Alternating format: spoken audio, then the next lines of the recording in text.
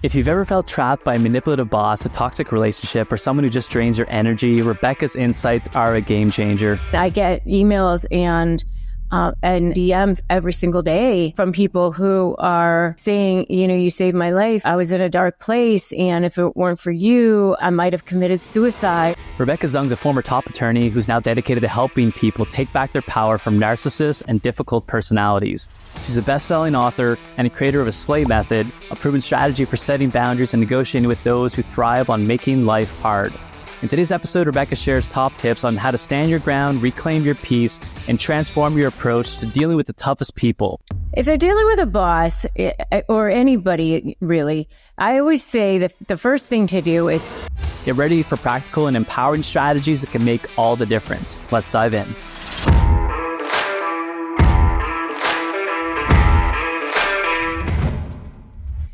All right, everyone. Welcome to today's episode. We have Rebecca Zung joining us. Rebecca, how are you doing? I'm doing great. So good to be with you. Absolutely. I'm excited for today's conversation. It's an interesting topic for those of you about to listen in. So, Rebecca, you were a top 1% attorney in the U.S. for quite a while, quite a track record. And now you're moving into online digital mediums, YouTube, et cetera, to spread your message. What contributed to your success, though, when you're doing the career of the actual legal attorney? It's the same thing as really being an entrepreneur as far as what contributed to my career. I mean, I would say what really kind of started it was I wanted to take care of my family, take care of my kids. I really started off young as a single mom. I got married at 19 the first time. I had 3 kids by the time I was 22. And then I got divorced and was a single mom going back to law school at night. And then met my husband in law school. We have another child together she's now 22. And, we've been married for 24 years, my husband and me. And I really was at the time, kind of in survival mode. I wanted to put a roof over my kid's head, and I wanted to take care of them, and I wanted a better life for them. So it was at the time a lot of survival mode sort of a thing for me. And so it turned out when I graduated from law school, my husband had gotten a job in Naples, Florida. We had gone to University of Miami School of Law. So he had gotten a job as a prosecutor over in Naples, which was a very affluent community. And the job that I ended up getting was with a very high net worth divorce attorney. And she was really one of the best in the world. And so that's where I ended up. I mean, I really wasn't planning on being a high net worth divorce, but it's a very, very specialized type of field. You have to know trust law. You have to know business law. You have to know tax law. It's a very, very specialized type of field. And Naples is really one of the most affluent communities in the world. I mean, there's 2 Ritz-Carltons there. There's only 2 cities that have 2 Ritz-Carltons. It's there and Shanghai. And so, having started there and spent my entire career doing that, it was just kind of how I grew up as a lawyer. So to build my own name, though, I had to do anything that an entrepreneur has to do to build your name, which was I had to learn how to market myself. So I had a one talk on negotiation, which I started to do. And I created that to be kind of anything that people needed. So if I was going to talk to women's groups, it was how to negotiate for women, or it was certain types of talks. So, I was sort of fashion it however I needed it to. And I always joke that it was kind of not really a joke, but I spoke to every Rotary from Sarasota down to Marco Island, or every League of Women Voters or Hadassah group or blah, blah, blah. You want me to talk? I'm there, because that's how I had to build my practice at the time. And it got to a point where I didn't really have to network anymore or step outside my office because everybody knew my name. But I was writing articles, submitting articles once a month to this publication, Florida Bar Journal, this, that, and whatever. But that's how I really built my practice initially. Interesting. And so you've got 4 kids now, if I did the math correctly on that? I know, that's a lot. Yeah. And the oldest one's 22. What's the youngest one? Well, no, that's my youngest because I had her, with my husband. I mean, and I had my older 3 when I was super young. So I'm actually an empty nester at this point, which is so crazy, but I had all my kids young, and that's, so I'm still young as now, but it's great. But, so I'm like close to my kids. We all grew up together. That's awesome. That's really cool. And I was kind of thinking, is there a time when you're in a courtroom that either was like the most interesting thing you can look back on, or just like a win you experienced that really moved you, or just something that stays in your mind to this day? Oh gosh, there's so many as a lawyer that I think of. I mean, just so many, but mostly the ones where I got great results for people where I made a difference for their children. I mean, one in particular where I actually still follow the family, and it was she was Arnold Schwarzenegger's goddaughter, and I got to be really close to the family, and I got to actually travel with Arnold and some of his sports festivals and things. But she had gotten involved with somebody who was in Florida, but she was in Ohio, and she really wanted to relocate back to Ohio, and he wasn't allowing her to do that. And so it was a relocation case, and it went on for quite some time, really a few years, because that's what happens sometimes with these custody cases. And we ended up winning. So the son is now, I think, close to 16, or I think he just turned 16. And, he's really, really close to the family. And I do get to see posts on Facebook that, he's still with the grandparents, and he's with all the aunts and uncles, and she's raising him. And I know that his life is so different and so much more rich and wonderful because I won that case. That's awesome. And you get to kind of look back on that and see it and reflect on it. Is that like a big influence for you whenever even taking that, like your other career, now moving into this other medium, do you find influence in terms of like who you're helping and hearing their stories back to you? Yeah. I mean, I think it makes a huge difference even now, especially now because of what I do. And I get emails and DMs every single day from people who are saying, you saved my life and you changed my life. And I was in a dark place. And if it weren't for you, I might have committed suicide, or you saved my children's lives. And so, honestly, I said to my husband when I first started this journey, and the how to negotiate with a narcissist video was the one that popped, I was like, I don't want to be the narcissist queen. Like, this is not what I want to do. But that was the video that went viral. And that was when I was like, oh, maybe I'll do a few more videos on this. And that was when I was like, oh, well, maybe this is what God is actually calling me to do. I really feel like I think this is my journey. I think this is my calling. I think this is my mission. And I actually get chills every time I say that because I really do believe that. That's incredible. Whenever you can tap into that, like that higher power or whatever you want to call it, as far as what your journey is, what your spiritual vision is, and connecting to it and being able to make a living from it, monetize it, but also really help a lot of people during the journey. It's amazing. And let's talk about narcissism. Okay, I want to get into this because I like labels. I'm a lifetime, marketer. I also love marketing in terms of putting labels of people and disassociating from other terms like jerk or a-hole or other things where it's like, okay, no, there's a category of person here there's behavioral traits that are associated to that. And for people who aren't familiar with the term narcissist, can you just go into like what a narcissist is? Yeah. So a narcissist is a person who just feels completely and totally empty inside. I like to use layperson terms, layperson descriptions, because I could sit here and talk about what the descriptions are per the DSM-5 and all of that, but I think it just gets a little too clinical. I started studying narcissism really so that I could beat them in the courtroom, right? Because everybody was talking about this person's a narcissist or that person's a narcissist.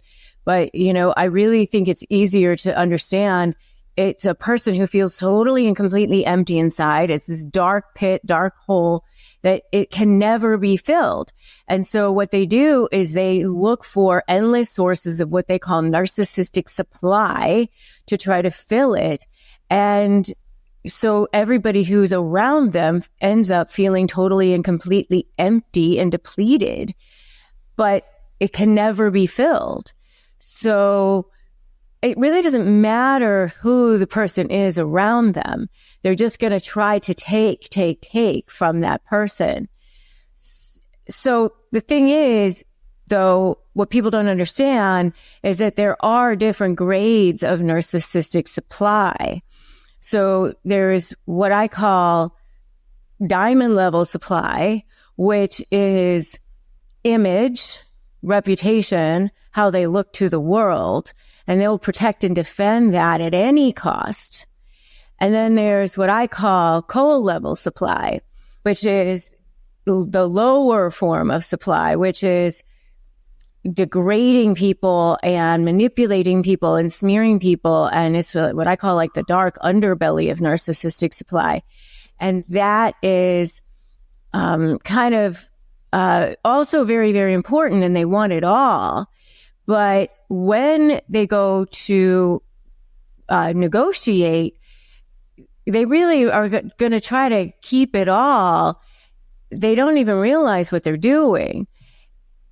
But when you're on the other side of that as a mentally stable, reasonable person, you might think, well, they're obviously not going to want to spend lots of money on legal fees or want to self-sabotage, or you're thinking like a regular, reasonable person.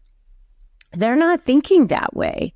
They're thinking in terms of, how can I continue to make this person suffer? How can I continue to keep this person in my life? How can I continue to manipulate this person? How can I continue to it's almost like a sadistic thing with them. And so winning is part of it, but it's also exerting control over this person. And so they're not thinking in terms of reasonable. And so that's why they constantly move goalposts and play games and the whole thing. And it's this vicious cycle. And so the only way to escape it is to create leverage such that you threaten a source of supply that's more important for them to protect than the supply that they get from manipulating you. Do narcissists know that they're narcissists? Like if you told somebody, or are they just completely oblivious to it? No, they don't. They don't, because it's almost like a pathological, they're in their own world. They don't understand that they're in their own world. It's really like a mental illness. They don't understand. They really do believe, I always go back to that George Costanza, it's not a lie if you believe it. I love Costanza-isms. So then, because I'm like a big believer, people can change to some level. Knowing your character defects, being aware of something, you can start to work backwards on. You're not necessarily going to not be that thing, but you have ways to prevent it. Can narcissists change? Can they implement some change in their life to recognize that they're non-empathetic or something non-compassionate, whatever the case is? Can they start to make some changes in that? Not to the extent that I've ever talked to people about, and I've spoken to a fair amount of experts about it. I've spoken to psychologists, psychiatrists. I've spoken to Sam Vaknin, who's a very big expert in the field. He's a proclaimed narcissist himself. He's also a professor in the area. And the problem is that the pathology of narcissism itself is that you're dealing with a person who does not want to be self-aware. And there's been trauma to their brain as children. So as children, what happens with them is there was something that took place on a continuous basis that caused cortisol, adrenaline, all of the hormones that cause stress to their limbic brain was bathing.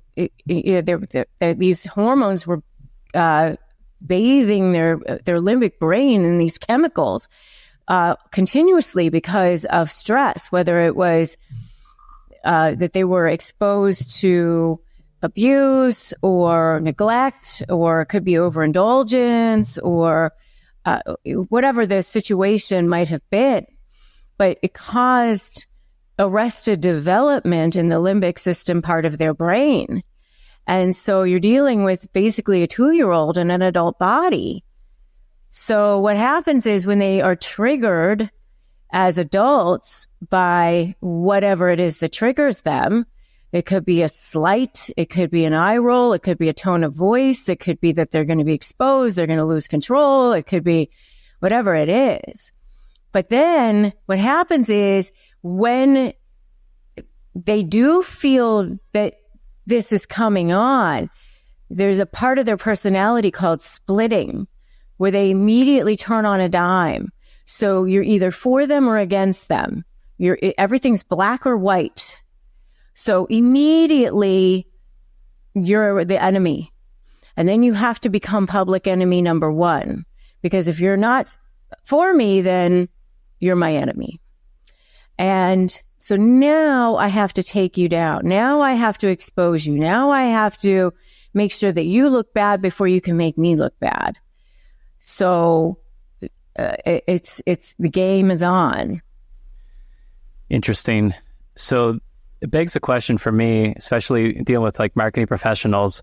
We can talk about the personal side too, with regards to relationships and, being in a spousal relationship with someone, either your husband or your wife seems to have narcissistic tendencies, but focusing more on the professional side, what are your kind of tactical things that somebody can do if they have a boss who's a narcissist and they have to deal with them? There's no escaping it. They have to somehow come up with ways to prevent them from being, persuaded or being put in a position that they constantly feel threatened. Are there things to defend themselves with? If they're dealing with a boss or anybody, really, I always say that the first thing to do is step 1, don't run. Step 2, make a U-turn. Step 3, break free. So the first thing to do whenever you're dealing with anybody is to make sure that you develop a boundary of respect. So no matter who it is that you're dealing with, it is your mom, your sister, your brother, your boss, whoever, you have to say, I demand to be respected. Because if you're a human being on this planet, you deserve to be respected. And so you can say, this approach is not working for me. We can have this conversation when you've calmed down, or when you can speak to me in a manner that's respectful, or whatever it is. I mean, and so I have phrases for disarming narcissists at disarmthenarc.com, which people can get for free. And those are very useful. I think that you if you can have some phrases sort of at the ready that make you feel like, okay, I know what to say here, I think that's always very helpful. But, phrases like, I agree with you is always a good one, because you can always say, I agree that this that we're not on the same page, or that's interesting. That's an interesting approach. Something like that. I always, like, thanks for the feedback or something like that, because whenever somebody says something that's insulting, you can just always say, thanks for the feedback. Like, whatever. Because it doesn't even matter, right? Just let it go into the ether, because who cares? If somebody gets really angry, you can just say, oh, that's interesting. What makes you think that? Oh, that's interesting. What makes you say that? Instead of getting angry back, get curious. Because it takes the wind out of their sails. So, I like to give people ways to manage it, because then instead of like when somebody pushes, if you push back, they're just it's like you're both pushing, right? But if there's a way to kind of take the wind out of their sails, I think it's really helpful. So that's one thing that you can do. When you're dealing with a boss, the other thing that you can do is, I call it making a plan stand. So have a plan, like make sure that when you go to meet with them, or when you're dealing with anybody who's high conflict, have a plan and a time limit when you're going to go meet with them. Know what the scope is of what the meeting is going to be. Because one of the things that narcissists like to do is sandbag you, right? They want to surprise you and jump on you and have like all sorts of things that they're going to talk to you about that you didn't know that you were going to have to talk about. And then you're on the defensive all the time. So, one of the things that I like to say all the time is that I'm half Chinese and half German. So I always wear jade, but never jade. So never justify, argue, defend, or explain. Because if you do any of those things, then you're kind of like giving them validation. You're giving them credence. You're saying, you're putting them here and you're here, right? And you want to be here or here. You don't want to allow them to be on the upper side of things.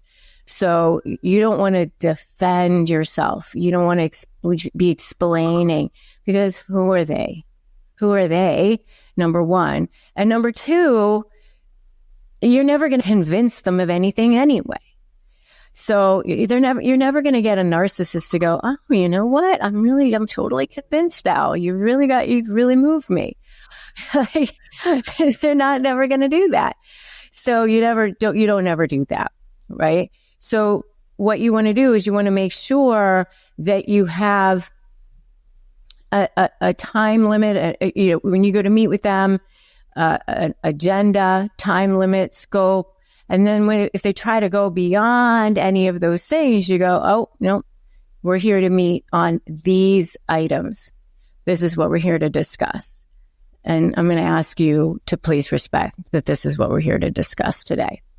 And then when you hit the time limit, you go, oh my God, I love meeting with you. It's my favorite thing ever. But unfortunately, gotta go. I have another appointment. I have a hard stop. But, we can make another time. Right? So like that.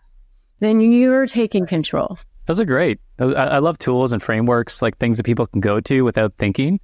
Just having like a playbook ready for you at any time when you're experiencing that and you've identified this person's going to have narcissistic tendencies or they are a narcissist to some degree. I've got these to protect myself. And then something else you mentioned, so Disarm the Narc. I like that. disarmthenarc.com. So is it a free playbook people can get? Yes. Yep. Yes, I have a lot of those, I have a lot of like these little toolkits, a lot of little like ways that you can start to just like take control. So it's like they put you on this like place like where you're kind of been conditioned, right?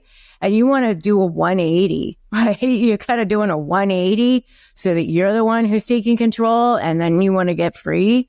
And so you're making a complete U-turn. And so making that power switch, it just seems so overwhelming. And so I just kind of go, okay, how can we incrementally just take these little baby steps, right? So that invisible shield down around you, invisible shield, start looking at them as if they're a toddler having a tantrum on the floor, because that's basically what they are. And I'm just like, oh, I can see that you are upset. I can see that you're angry. Oh, that's so good. Yeah, I've got a 4-year-old, and we're dealing with like things now as far as like what you want to say versus what you need to say. And yeah, so that's interesting. Not the kids are narcissists, but I think there's some tendencies, like you're saying, look at them as a child, have compassion for it. But one thing I want to kind of circle back to is, so those are like tactical tools we can use. Emotionally, it might be depleting for somebody who's got a boss like this or a spouse like this.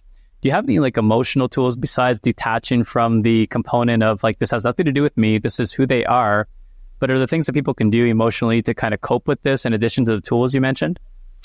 Yeah, I mean, it's really, really hard, because you don't want to start, especially if you love the person or you've been with the person for a long time, and you just have to start to understand that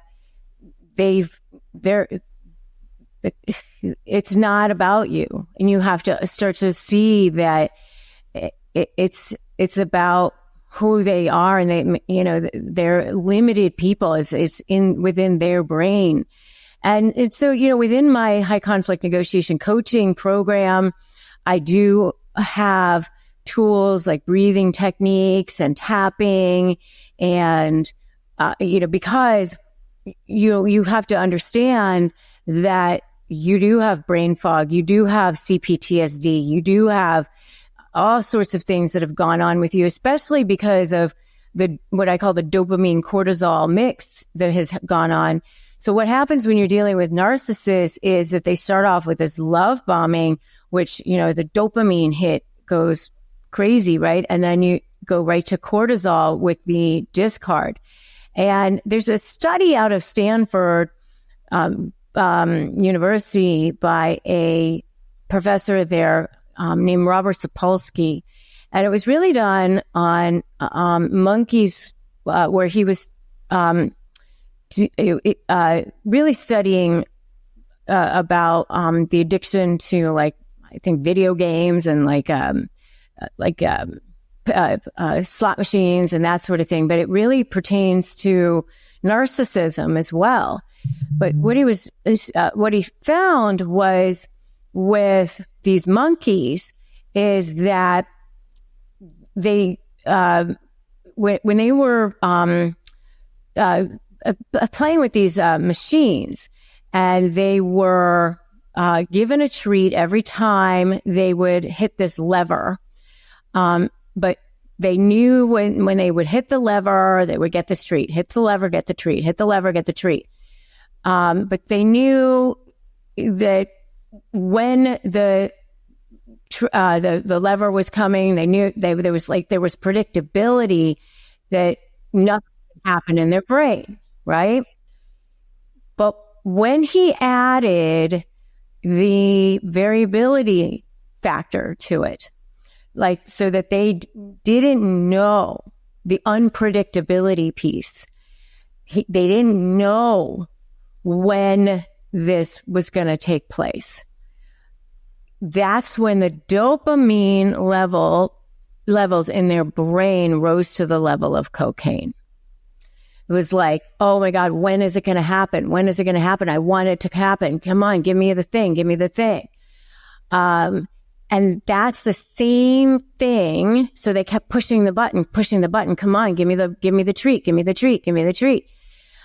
And so that's the same reason, like, why people play Angry Birds. It's the same reason why people get on their phones. It's the same reason why people play the slots in Vegas, right? And it's the same thing that happens with narcissists. You have this massive high. You meet them. Oh my God, you're the best thing that's ever happened to me. It's the same thing even in business relationships, honestly. Where have you been all my life? We're soulmates. We should, immediately get into a partnership. We should immediately get into a relationship. We should move in together. Let's get married in Vegas, whatever it is. Let's not wait. And And then it's immediate discard. Oh, I never said I was going to pay you back that money. Who the hell are you? They're ghosting you. They turn into, Dr. Jekyll, Mr. Hyde. And you think, oh my God, where did that person go? And it's this dopamine, cortisol. And so because of that, the person is really, it causes an addiction. It causes that trauma bond to that person. And so for the person who's dealing with it, understanding that and starting to have self-care and starting to, find support groups, for one thing, who do understand it. And that's, my coaching program is great for that because we have an amazing community. A big part of my coaching program is my community. Huge part of it. They love that part of it. And then also getting, therapy or, doing yoga or breathing techniques or meditation or, one of the things that narcissists do is they demand full attention and they're jealous of anything that you're doing on your own. They're jealous of you just going to a class by yourself or you doing yoga or having other friends or doing other things for yourself. So it's just starting to do that is so, so important. That was very interesting. First off, the study, and then I've done a lot of tapping. Tapping really does help for anybody who's not familiar with it. And the power of community, to know you're not alone and to have people to confide in. And I'm just curious to know, based on that study, if people implement these emotional strategies to cope with that, are you mitigating the feeling that previously would have been created had you not kind of broken the cycle? Oh my gosh, so much so. I mean, really, as soon as people start to understand, just understanding it is so helpful. It's just so helpful to go, oh my God, that's what's been happening. I think that people really, really get it. And then, as soon as people join my community and they're first in our Zoom rooms and and I always start off our coaching calls with, this is a safe space. This is your sanctuary. And we always do breathing techniques. As soon as we first come into the room and we take deep breaths and we let go of what's not serving us. And, and I always remind people that, we hold our stress and a lot of negative energy, deep down in our torso. That's where we hold a lot of our, bad energy and stress. I mean, that's why men always end up with back problems and women, they hold our stress down in here. And when we breathe, the way we breathe when we're in stress is up here, just in our lungs. And, but we need to breathe from our diaphragms through our ribs. I mean, that's why somatic breathing is so important, because it helps us expel a lot of that negative energy and a lot of that stuff that we're carrying. So one of the things that we do right away is that to help you, because once you oxygenate, just giving our cells, CELL, oxygen helps to power your body. Yeah, first off, I'm very happy that you guys have a community of that happening, because so many times people feel so alone, especially when it comes to digital environments where you're just remote at home, you have nobody to confide in, and maybe your spouse isn't somebody you want to talk to about it. You feel alone. I think there's power in community for that matter. And breathing, I've done so many breathing techniques these days, and people forget, they're like, you're not breathing properly. And that can cause so much stress over time. And I'm part of my own mastermind where we have a community of a bunch of guys, kind of it's called the Happy Hustle Club. Actually, no, Carrie. So you're on this podcast. That's how we're introduced. I do. I've spoken to it. The first thing we do is 6 deep breaths, breathe from the diaphragm. And you're like, oh my God, this is what breathing feels like. Oh, okay. And it just resets you. I say oxygenate to dominate. Yeah, it's incredible. And we don't take the time. Actually, I printed off a little sign on my door. Every time I go out, it's like, take 6 deep breaths. I'm like, oh yeah, remember to breathe. Yeah. I mean, it's such a silly little thing, but it's so important. So you mentioned 3 things regarding like how to deal with a narcissist. You mentioned, I think there was one with regards to potentially leaving. At what point, if you practice some of these coping mechanisms, you've practiced some of the tools, is it just enough and you've got to kind of pull the plug and say, this doesn't serve me anymore? And do you have ways for people to kind of get to that level? Well, I mean, I think in your gut if it's not serving you anymore. And it's so interesting because I just had a really great conversation with Sam Vaknin, who actually talks about how he is a narcissist, but he does a lot of great work in the field. That I don't know if you know anything about heart math. Have you ever studied anything about that, heart math? A little bit. Yeah. So our hearts, this is Stanford University has actually done a lot of work with this, and so has a lot of the UC schools. But your heart is actually 5 seconds ahead of your brain, and so your heart actually really does know. Your gut really does know, and you can tell if somebody is just not for you, right? I mean, if somebody is not happy for you, when something is great, they're not celebrating you. They're not celebrating your wins. You don't feel supported in a relationship. It's 100% their way all the time. And your needs are not being met. You're on the computer all the time studying about whether or not this person is a narcissist. I mean, it's an empty, isolated feeling being in this relationship. You're constantly being put down.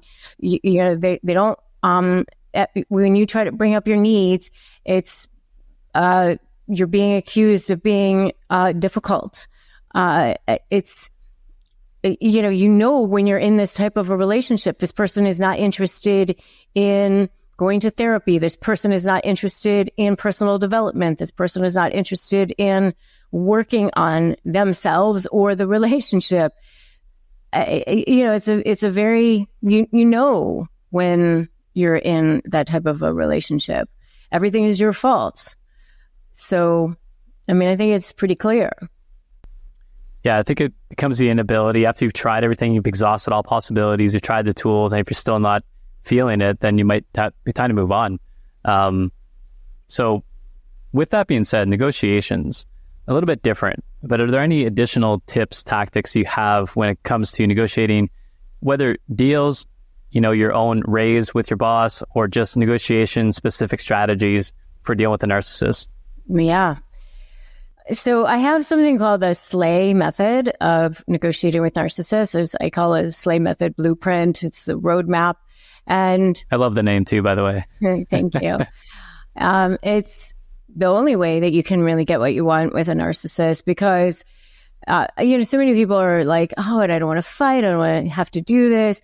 But really, there's nothing else that you can do when you're dealing with the narcissist, because if you want to get out of it, and you want to get free, and you want to be able to move on, you want to have a life of freedom, possibility, and purpose instead of a life of drama, trauma, and chaos, you have to create leverage. You have to focus on a strategy.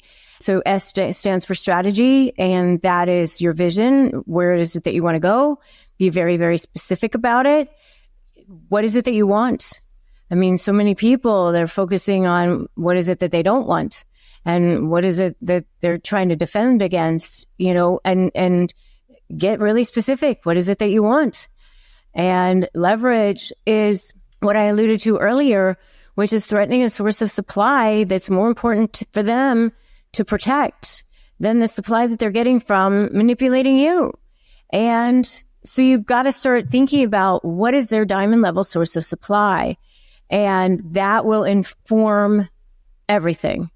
So is their diamond level source of supply, looking good to the court, looking good to their friends, looking good to whatever? I mean, what is that? What is it? And their new girlfriend, their new wife, their boss, I don't know, their employees. There's always something. It could be multiple forms, actually. Could be multiple. But threatening that. And so how do you do that? Well, every narcissist has flaws. They lie. They, there's always a gap between what they say and what they do. Always. And so you're going to be able to put together summaries of what they aren't doing. They didn't make payments when they said they were going to. They showed up late. They say that they're Mr. Dad, but they always ask for changes in the schedule. Whatever it is, that there's some kind of gap between what they say they are and what they actually are. Whatever that is, they're constantly lying, or so you look in their emails, you look in the text messages, videos, social media, witnesses. It's all in the documentation. And if you want to know where to start with documentation, I've got another freebie if you guys want that. That's at docthenarc.com. So there's that. Then the A is anticipate what they're going to do and be 2 steps ahead of them. And that's where I have all the toolkit stuff. And we went over a few of those. And then Y is the U, your mindset, staying offensive and also 100% knowing that you're going to win, and really your authentic power. Narcissists are way more afraid of you than you are of them. That's just the bottom line. They're fearful people. They live in fear. They live in scarcity. And the thing that they're afraid of the most is you being in your authentic power. They're like the wizard behind the curtain, a feeble old man. And if you could be Glinda the Good Witch, who's like, go away, you have no power here. That's like the thing that they're afraid of the most. That's awesome. I mean, so much knowledge. And for those listening, I think if you're experiencing this, there's a lot of tools, tactics we talked about, but what's the best way to start working with you through your courses, your community? Where can people go to check out more? So I would say the best thing to do is start with my YouTube is RebeccaZung.tv. But thank you. I would say, my Crush My Negotiation Prep Playbook is like 15 pages, and that's like a really great resource. And that's at winmynegotiation.com. And so I would say definitely grab that. I know I've mentioned like a whole bunch of different resources already here, but that is definitely a really good one for sure. And my website has a ton of resources for sure. So RebeccaZung.com. There's like so many resources there as well. So follow me on Instagram. Check them all out. Amazing. Thanks for sharing those. And I'll make sure that all these are in the show notes. And if anybody wants to join the community, I'm sure they can find out how to do that as well. I want to get to know Rebecca now a little bit more deeper on the personal level. So we have a bit of a rapid fire round. It's 10 questions, and it's the first thing that comes to mind. So don't think too much. Just let your mind go free. And number 1 is your favorite food. Ooh, probably Peking duck, I guess. It's something Chinese food.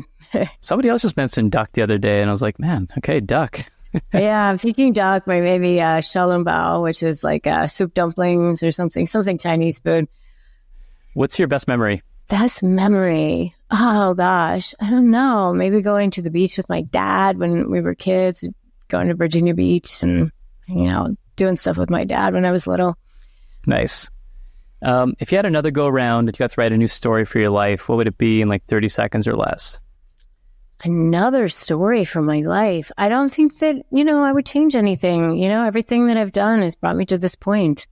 So, I I think that everything that has happened for a reason. The only thing that I guess I would shield my kids from is just my older three that I had to put them through a divorce, which I wish that I wouldn't have had to do. What's your best productivity hack you've implemented in your business or your personal life?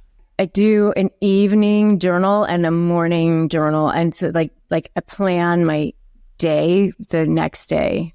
So that's like the best because I know exactly what I'm doing the next day. It's really good. Yeah.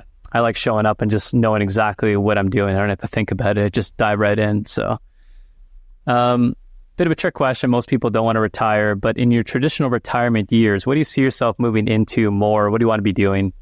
I mean, I really like the fact that the way my life is structured now, I can kind of work from anywhere. But I mean, I would just say probably maybe a little less working, a little more time with my kids, maybe grandchildren, family, traveling more with my husband, being able to be a little bit more mobile and just working maybe a little bit less time with kids, family.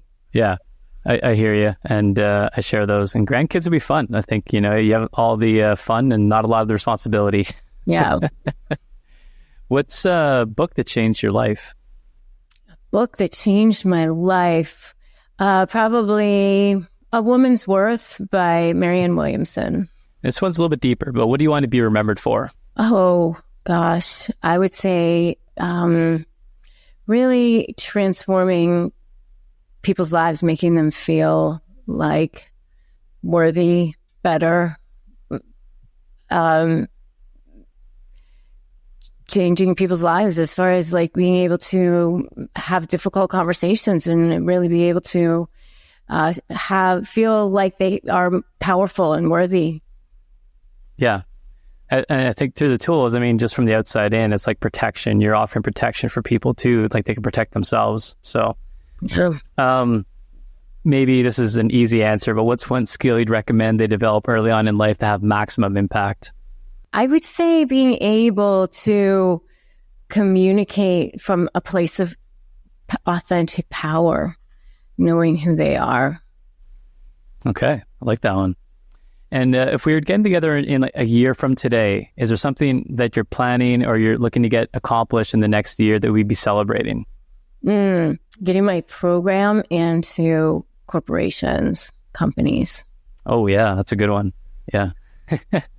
Hopefully you don't have to convince a narcissist to get in, though. Yeah, true. And then final question. What's a bucket list item, something you've always wanted to do that you have not done yet? China, Great Wall, see my father's birthplace in Shanghai. Yeah, I would say that. Amazing. Rebecca, thank you so much for all the insights today. I learned a lot and it was actually a really great conversation. So thank you for coming on the show. Thank you for having me. This was really fun. For those of you listening, if you're experiencing narcissism or narcissists and you want to start changing this, Rebecca seems to be the person. I would definitely check out all her stuff. I'm going to be checking out more of your stuff. I'm already a fan of the content. I've been learning lots. So thank you again. And we'll see you guys on the next episode. Take care. Thank you.